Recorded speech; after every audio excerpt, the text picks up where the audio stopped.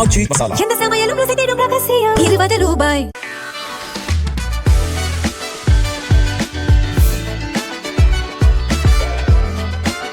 ஆட்சி பொறுப்பேற்ற குறுகிய காலத்தில் முதல்வர் விஜய் பல சாதனைகளை புரிந்துள்ளதாக அமைச்சர் செங்கோட்டையன் சொன்னார். எங்களை பொறுத்தவரையிலும் இப்போது ஒரே ஒரு கருத்தை சொல்ல விரும்புகிறேன்.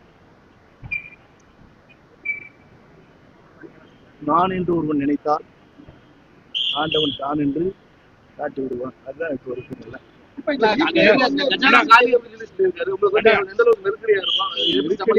நெருக்கடிகளை சமாளிக்கிற திறமை நம்முடைய தமிழக வெற்றிக் கழகத்துடைய தலைவர் தமிழ்நாட்டின் நிரந்தர முதலமைச்சரால் முடியும். மகளிருக்கான உரிமை தொகை சரியான பதமா அது. ஏன்னா டெய்லி வந்து உங்களுக்கு எக்கனாமிக்ஸ் பத்தி தெரியாது, அங்க இருக்க போய்க்கு தெரியுமா? இல்ல டெய்லி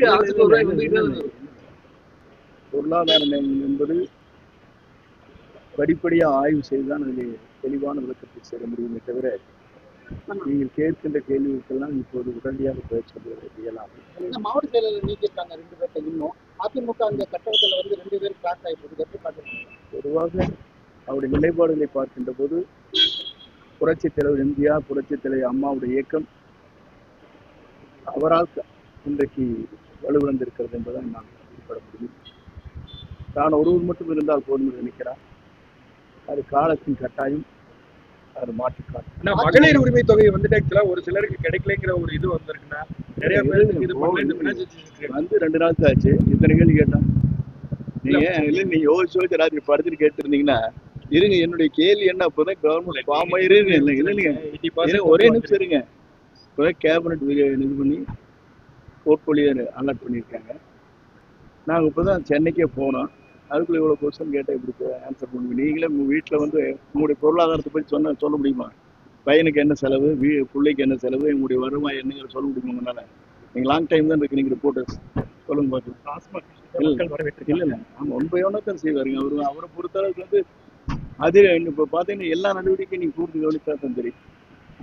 முதல் எடுத்த உடனே அவர் சொன்னது வந்து 200 யூனிட் மக்கள் வரவேற்றார்கள்.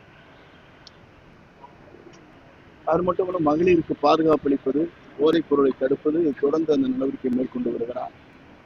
டாஸ்மாக் கடைகள் எங்கெங்கே இருக்கிறது என்பதை அறிந்து பள்ளிக்கூடங்கள், அதே முறை பொதுமக்கள் செல்கிற பேருந்து நிலையங்கள், ஆலயங்களில் இருக்கக்கூடாது என்று முடிவு செய்துதான் 700க்கும் மேற்பட்ட இடங்களில் இருந்து உடனடியாக ஆற்ற வேண்டும் என்று உத்தரவு வழங்கியிருக்கிறார். இதெல்லாம் ஒரு பெரிய சாதனை.